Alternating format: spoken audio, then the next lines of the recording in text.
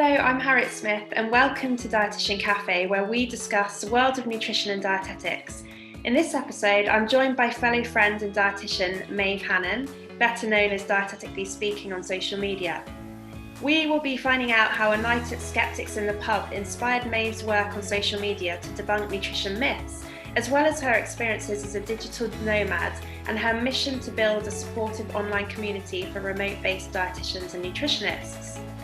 Maeve is a consultant dietitian. She has a range of experience in clinical nutrition and nutrition communications.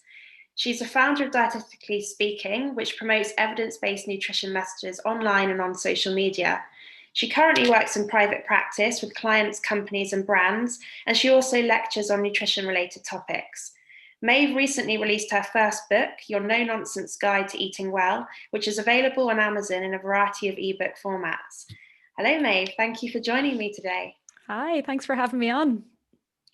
So before we dive straight into all your great social media work, I think a burning question for all our listeners is how on earth have you ended up in nutrition and dietetics? Good place to start. So I had an interest in food and health from a fairly young age. My parents are quite foodie and they traveled a lot. So we always grew up with lots of different types of food in the house. And then when I started to think about, as a teenager, what do I actually want to do with my life? I was torn between a few areas. I was thinking, okay, will I be a teacher? I was thinking a primary school teacher. I was interested in psychology, and then I was also interested in nutrition.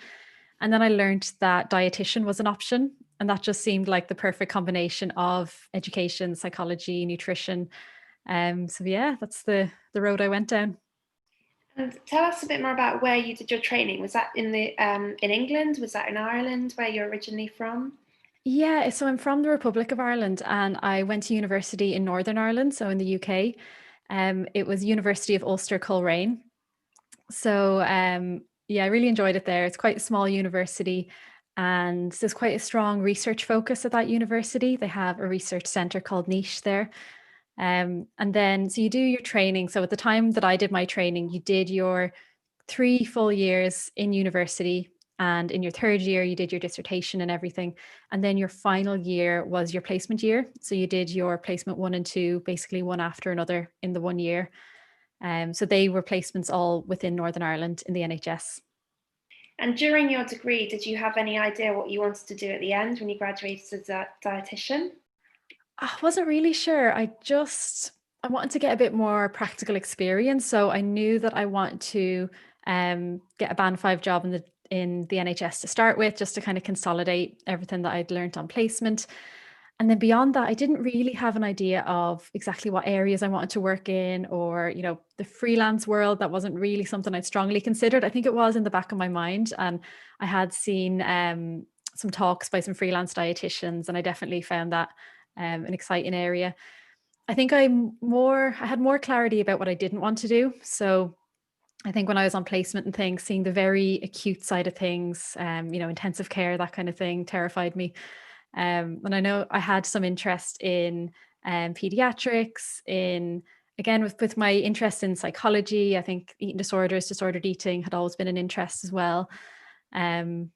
But apart from that, I hadn't really decided that, there was one specific path I wanted to go down. I just wanted to get a bit of experience and then, see what I learned from that. So what were your first steps after graduating? Did you go straight into a dietetic role or did you take some time out? So I went basically straight into a role, basically straight in. So I had 6 months between when I finished my placement and graduating, and we were told like not to apply for jobs during that time. So what I did in that time was I did an English teacher training certificate called CELTA. So my plan with that was, because I knew that I wanted to go traveling, and I thought when I went traveling, I kind of thought it'd be easier if I was like teaching English rather than, I didn't really see an option for I could travel as a dietitian. So I did that, and I ended up doing some English teaching in Dublin in some of the language schools, but I never actually taught English in a foreign country. It's funny that actually when I did go traveling, I did work as a dietitian. I kind of found a way to be a dietetic digital nomad. But I found that experience of the teacher training course, It really helped in terms of my dietetic career, just around communication and language, and I guess all the social media communication as well. So that's what I did initially. And then I graduated. And then I remember I just applied for so many jobs once I could. And I had this 1 week of interviews all over in England. And there was like 5 different interviews I had in the 1 week. I'll see if I can remember exactly where they were. And I was just going like all over the UK. So I started off in Exeter, and then I went to Sunderland, and then it was down to Liverpool, and then it was the Wirral, and then it was down to Poole in the very south. So this was all within kind of about 7 days. I was just traveling all around. Um, and I knew I'd do that. We were told at university basically at the time that we would all need to go over to England to get a job, at least initially. So that's just really what I planned to do. Um, and then I got a job in Sunderland Royal Hospital as a band 5 rotational dietitian. And that was what I wanted. I just wanted to get that variety of experience. So yeah, I started there, and my plan was just to work for about a year and then go traveling. But I ended up staying for about 5 years before I went traveling. And the traveling is something that we're very interested in chatting to you about, because you alluded to it earlier. You were a digital nomad dietitian. So how did you combine traveling the world whilst working as a dietitian and making money? Can you tell us a bit more about that? Yeah, definitely. It was something, it felt really new at the time, and it felt like I was just figuring it out as I went. Basically, my partner is a web developer, so he's been working remotely for years now. And I could see just how flexible that was for him, and that when we went traveling, he could just continue to work. And I wanted to get a little bit of that for myself as well. Um, so basically, what I did was, so I'd already started dietetically speaking by this stage. So I started that about 2 years in after I graduated. And when I started dietetically speaking, then I started to have some people approach me to do some health writing or some consultancy work. So I was doing kind of little bits on the side of my full-time NHS role. So then when I decided to take the plunge, and finally I was like, right, I need to go traveling. I know this is something I really want to do. So I went fully freelance then in 2018. And so I kept on some of the jobs I had on the side. And I wasn't working like full time when I was traveling. I had a few projects, and it was enough to kind of keep me going and to pay for traveling. But it wasn't really like a full time job. But that suited me well because I wanted to have time to travel and explore and see the sights and everything. So yeah, we used a few like remote working spaces when we were away. We tried to just set boundaries so that, we weren't spending too much of our time working instead of actually experiencing the countries we were in. And yeah, it was great. It just worked out as like a really good balance, and it meant that we could continue to travel for a little bit longer. What sorts of projects were you working on when you were traveling the world? Was it writing projects? Was it consultancy work? Yeah, it was a bit of both. I had one quite stable consultancy contract that I set up just before I went, so that was really good timing. And that was with a fairly big company. So that was, I had like a monthly contract set up with them. So that was like a day a week I was doing. So that was perfect. And then on top of that, there were kind of a few articles here and there. So for some industry publications, for some online like websites and things. And then I registered with the BDA freelance site as well, so you can advertise yourself on there. And then I got a few other consultancy projects, kind of one-off consultancy projects through there. So yeah, so I really had the kind of the one stable consultancy job, and then just whatever else came my way, if I was interested or if I had time, I kind of did that as well. And you were also running Dietetically Speaking by this point. So I just want to jump back a couple of steps and ask you a burning question for me. How did that night in Skeptics in the Pub lead to you creating such a successful social media presence? Yeah, so Skeptics in the Pub, for anyone who isn't aware, it's this event that takes place monthly. They're all over the world. Loads of different towns in the UK have a local Skeptics in the Pub group, and they're obviously happening online at the moment instead of being in person. But basically, it's once a month, people meet up, and it's people who have an interest in science, reason, critical thinking, and there'll be like a specific talk each month about that. So like an expert in a certain area. And they always, well, the one I used to go to in Newcastle had an open mic night in September.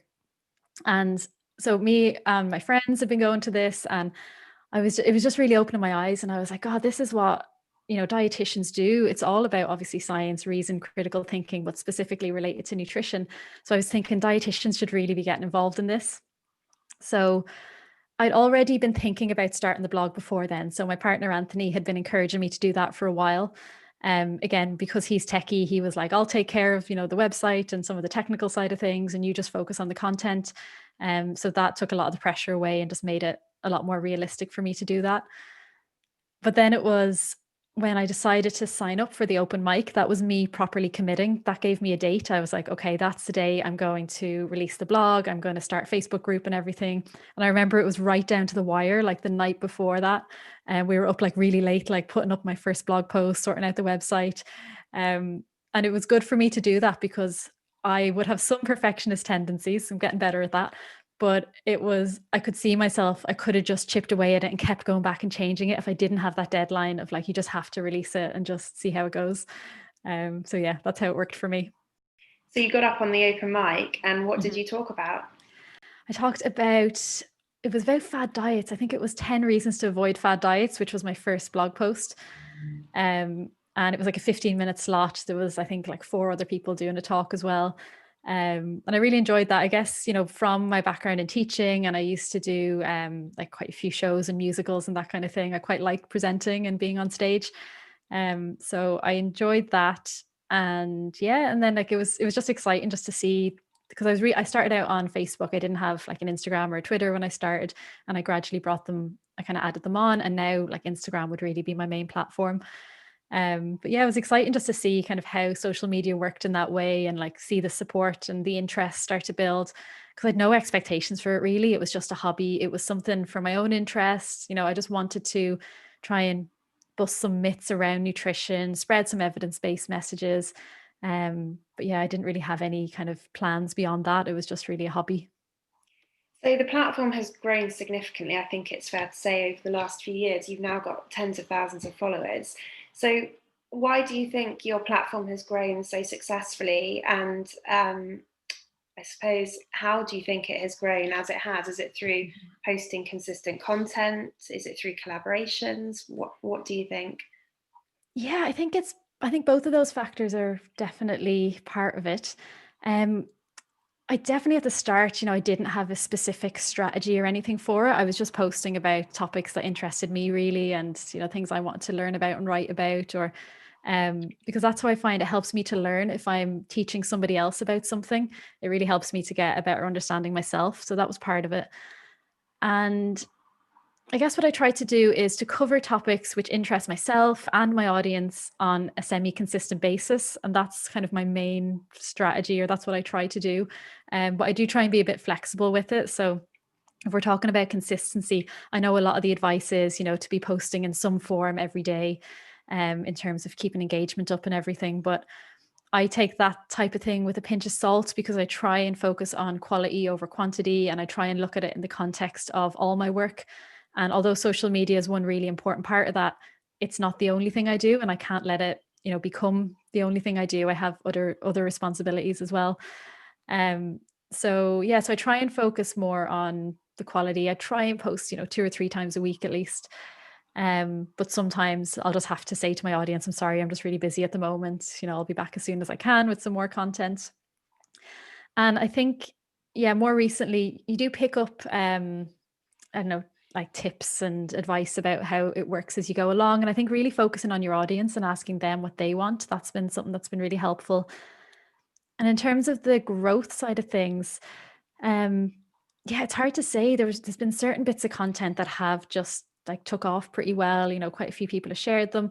And if somebody with a big following shares your content, then you do seem to see an increase in your followers based on that. So I remember when I started working with the food medic, for example, and she'd tag me in a post or a story, and literally within an hour I'd see an extra like 1,000 followers or something. So yes, you can definitely see it when others are sharing your content. And yeah, I think networking with others on social media as well, that's been part of it. But I think it's been just kind of gradual overall. And have you actually gained work through having that presence on social media? Because I know you do a lot of freelance work. Do you think that's Yeah, helped? definitely. So that's where it's really how I've ended up as a freelance dietitian.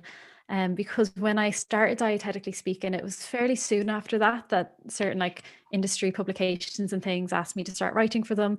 And then it was almost like I unintentionally started to build up a writing portfolio. That was kind of the blog and then some of the industry publications I was writing for. So yeah, so I have I mean, most of the opportunities I've had have been people contacting me kind of related to social media or from finding me on social media. It's only more recently that I've become more active and kind of, looking for stuff and putting myself out there a little bit more. Um, and then in terms of because I do one-on-one telehealth consultations as well. So again, most of my clients find me through Instagram. Um, but then I guess, the more people you work with, then word of mouth and recommendations and things start to come into it as well, or people just finding you on Google or on the internet. So yeah, I do think it's definitely opened a lot of doors for me, and it's led me down this path of being a freelance dietitian, which I love. I just love the flexibility. I love the fact you can focus on the areas that you're really passionate about. And in terms of, your time and how you structure your day and your week and everything, I really enjoy that flexibility as well. So, how does it feel to be what some people might refer to as a social media influencer? We had a chat before we started Uh-huh. recording, and Maeve, I think you're going to correct me on the terminology there. Yeah, it's interesting. I mean, I have been referred to as an influencer. I don't really think of myself as an influencer. I was looking this up recently because I wanted to find out. I was like, well, what is actually the definition of this? I had kind of an idea of what it is. But there's one kind of vague definition, which is somebody who affects or changes the way that people behave. Or there's one that's more specific to social media, and it's a person who's paid by a company to show or describe its products or services or encourage people to buy them. So it's very much like marketing, sales focused.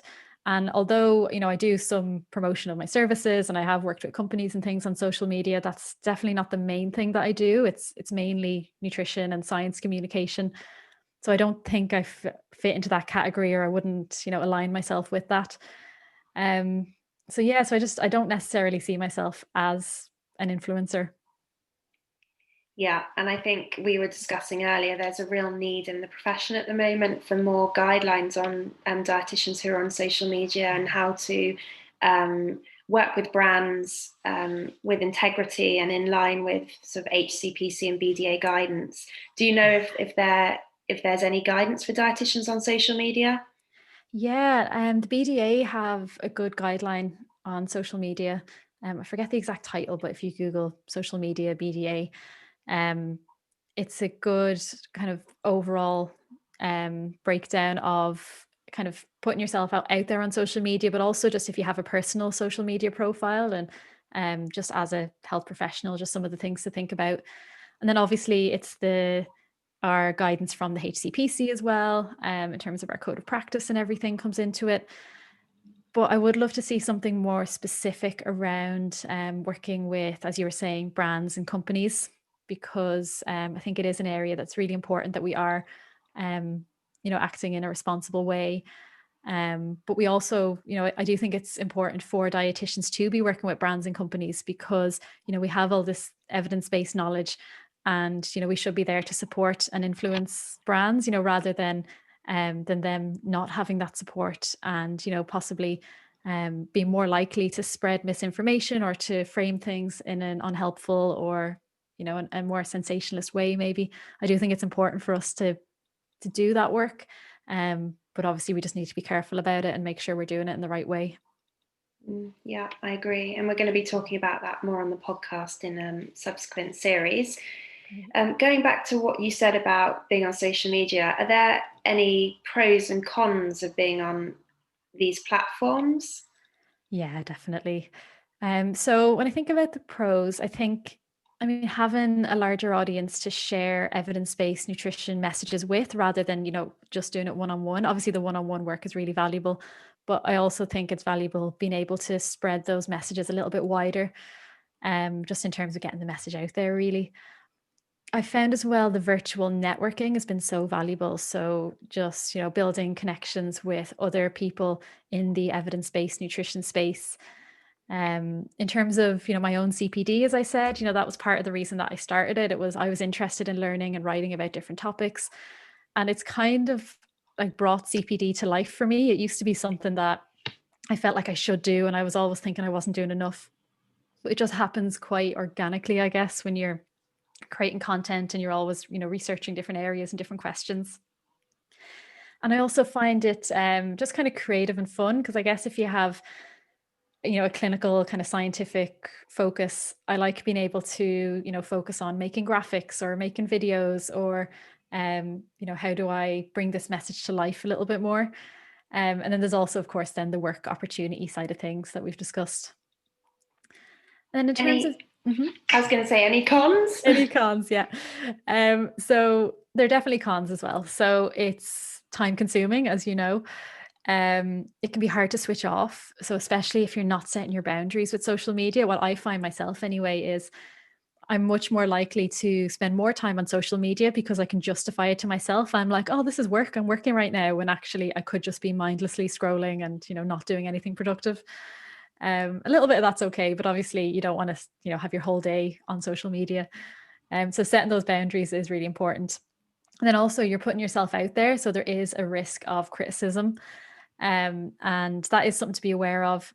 So it's not something, I've been quite like pleasantly surprised. I think I expected that there might be worse in terms of backlash and things, putting yourself out there on social media. What I've found is it's more people that are just really passionate about a certain topic. And so rather than somebody, just trying to troll you, obviously that does happen as well. And that's awful when that happens. But for the most part, it's, I guess, nutrition, it's so personal and it can be so tribal. That if you talk about a certain topic, there's going to be some passionate responses. So just being prepared for that as well.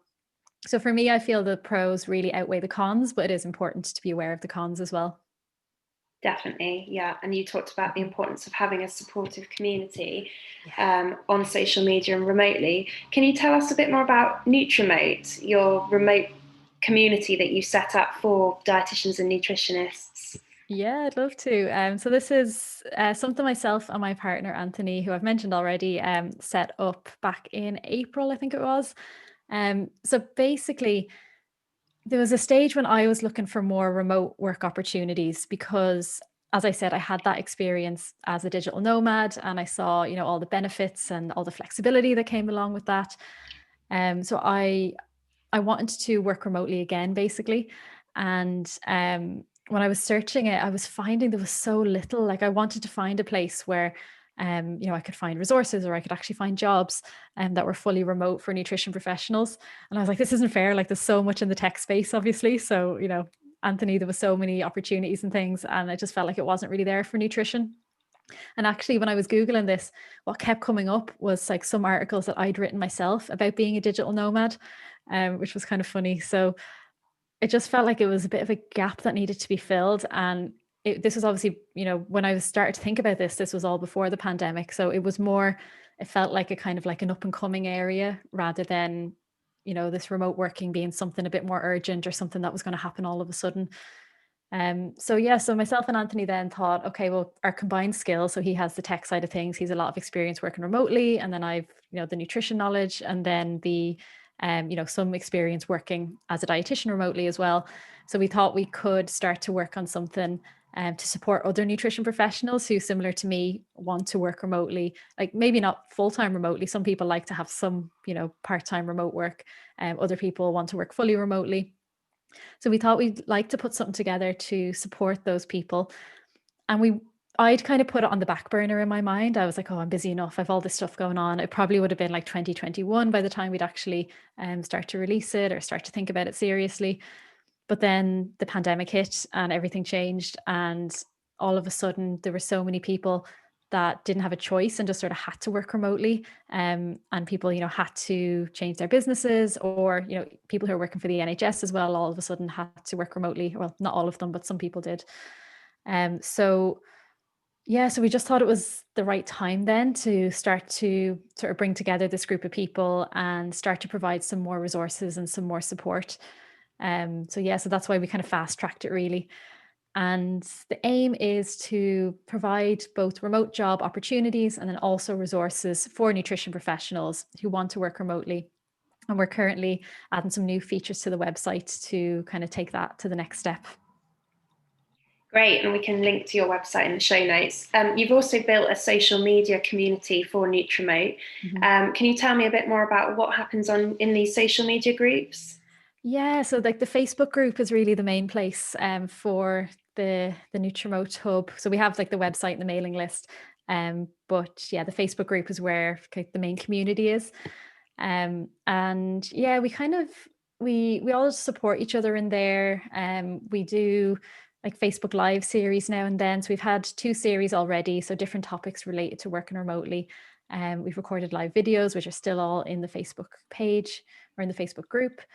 Um, and then I guess we just ask, what do people need, what sort of support, and just see, where we can fill those gaps. And Anthony does like Tech Tuesday, so he'll share a post every Tuesday related to something techie or explaining something, and because that's part of it as well, is that I just felt really lucky that I had Anthony to support me with all of this, and I don't know if I would have went down this route without that support, because I found the whole tech side of things quite overwhelming. But then the more exposure you get with it, like anything, you get on top of it and it doesn't seem so overwhelming or daunting. But that's where I kind of want to offer that support for other nutrition professionals, um, who maybe don't have that extra support specifically around the tech side of things. So that was kind of part of it as well. Brilliant. Going back to social media, do you think that more dietitians and nutritionists should be on social media? And if so, do you have any advice for people starting out? Yeah. So I think definitely overall, I mean, the more evidence-based nutrition voices we can get out there on social media, the better. Obviously, there's so much nonsense and there's so many, self-proclaimed experts sharing nutrition information that I think it's definitely positive when we see more evidence-based nutrition professionals coming through. At the same time, I think it's personal. So I don't think, maybe it's not for everyone. And especially if somebody finds that maybe they have a more negative relationship with social media or it's not something that they want to be doing, I don't think we have to be doing it. We can still make quite a lot of difference by the way we speak to our friends and family or even on our social media without creating a specific platform. But for those that do, yeah, I would absolutely encourage them if somebody is interested in that. And some of the things to think about would be around, so how are you going to bring those nutrition messages to life? And everyone will put their own spin on things, but just ways of incorporating storytelling, graphics, videos, adding in maybe statistics or humor, like showing a bit of your personality. But it's always about that balance between providing engaging content while still being professional. So it is always like a little tightrope, I guess, that we walk. And then in terms of the guidelines, so we've spoken about some of the social media guidelines. There's also like the ASA advertising standard guidelines to be aware of. But what really most of the guidelines come down to is being honest and responsible with your content. So being transparent, and obviously, we would be sharing evidence-based information anyway, but just, making sure you're doing that. And then setting boundaries as well. So we've spoken about how it can be easy just to, that divide between sort of work and home can become quite gray, or, it can kind of merge together. If social media also becomes a bit of part of your work or it's kind of related to your work. So setting yourself boundaries in terms of taking breaks from social media as well, or only going on for a certain amount of time per day. And just minding yourself. So as I said, there is that risk of negative feedback or, being confronted by keyboard warriors. And with that, I mean, I think dietitians, we're quite well equipped for that in terms of our conflict resolution skills. We're used to speaking about these emotive issues with people. Um, and, in terms of bringing in things like motivational interviewing and things where, you don't fight fire with fire. And if you try and find, some shared values, for example, you might be able to plant a seed for somebody.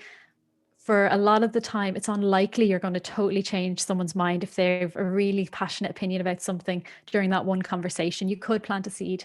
And it has happened where somebody will change their mind, but sometimes you will have to agree to disagree as well and just set your boundary. And if someone, of course, is being, threatening or inappropriate, delete, block, report. Like you said, hopefully the Mhm. pros of social media outweigh all those. Yeah, exactly. Yeah, And in my experience, that really doesn't happen very often. But yeah, it's just something to be aware of. yeah, definitely. I just want to ask you a bit more about your freelance work, Maeve, because Mhm. you mentioned earlier you had quite a bit of NHS experience. Then you went travelling. Yeah. Did you know what you were going to do when you came back from travelling? Not really. So we didn't even have a plan for like how long are we going to travel for. We just thought we traveled for like a year or two. And then I got an opportunity to cover a maternity leave for a private practice dietitian in Ireland, one of your previous guests, actually, Orla Walsh. So that was 2019. So I came back to Ireland to do that. And I was in Ireland for just over a year. And then we made the decision to move back to the UK. And I knew that I wanted to work remotely. So that was my focus really around that time. And then obviously everything happened with the pandemic and we all just had to do our best and we're still just doing our best. But we have since moved back to the UK. And what are you up to at the moment? Mhm. You're working fully freelance? Are you doing consultancy work? Are you lecturing? Are you seeing patients? Yeah, I'm doing all of those things really. So I do telehealth clinics, I do lecturing, I do some consultancy jobs, some health writing, um, developing some online courses. So yeah, it really varies. It kind of depends, what crops up each week, each month. Um, and I guess it's generally under three main categories. So it's nutrition communication. So whether that's kind of one-on-one, whether it's social media, whether it's webinars or online courses, or a lot of the consultancy work I would do would be related to nutrition communication as well. Then I guess there's the more kind of clinical focus, with my interest there being around disordered eating and promoting food flexibility. And then the other focus, which we've spoken about, is around Nutrimote and promoting remote work opportunities for nutrition professionals. I think a lot of our listeners will be interested in knowing how these opportunities come to you. Do you go Mhm. and proactively approach companies? Is it mainly through your social media? Do you have connections? How are you finding during the pandemic all this work? Yeah, so it has really been through social media for the most part. So, as I said, most of my telehealth clients, when I ask them, where did they hear about the clinic, it tends to be like Instagram, social media. Sometimes it's, recommendations from somebody else. Then also, it has been, I guess, some connections that I've built up over the years as well. Um, And in terms of finding some of those opportunities, I've found some of them on social media as well. So on Twitter, on different Facebook groups as well. And then from the network of other nutrition professionals that I know, obviously we pass work to each other as well, depending on whether it seems right for us or how busy we are. And then I've had a few opportunities from the BDA freelance website as well. So yeah, it's a mixture of things really, but a lot of it is in some way related to social media. Going back to your private practice, both of us have talked before about this dilemma of whether freelance dietitians need to niche down and perhaps work in one or two specific clinical areas Mhm. or cover more broadly lots of different conditions and referrals. What's been your experience of niching down, Maeve? Yeah, really interesting question. And I know there's like passionate views on sort of both sides of it, really. Um, I don't think there's one simple answer because I think it depends on a few things. So, for example, when I was working in Ireland, there is a real need for general private practice dietitians, just with the way the healthcare system is, and the fact that there's fewer dietitians overall. Whereas in the UK, I feel like there is more of a need for private dietitians to have a niche. Again, I don't think they absolutely have to, but I think it can be a helpful thing in that setting. And then I also think it depends on personal preference. So, some people will have a clear idea of, okay, this is my niche, this is my focus. And, for myself, when I've made that decision more recently to focus on a niche, And it's been great. It's been less overwhelming for me, considering that I do all these other types of work in terms of communication and Nutrimote and everything. It's been really nice for me just to focus on this one clinical area that I find, really rewarding, really interesting. So yeah, I think there's pros and cons like everything. I don't think there's one answer. And I know really successful private dietitians who've taken either approach. So I think, like most of my answers when I'm talking about nutrition and things, it depends really. Definitely. And disordered eating is clearly one of your passions. You've mentioned it several times. Is that the same as having a diagnosed eating disorder, such as anorexia nervosa? And what's your approach to working with these patients? Yeah, so when we're talking about disordered eating, it's usually more the subclinical eating disorders. So it's not quite at the clinical diagnosis. And again, because I'm working remotely, as a private dietitian, it's not, you don't have a whole team around you. Obviously, you're working with other healthcare professionals, in terms of psychology and a client's doctor. So it's not generally those the more severe end of the scale in terms of eating disorders.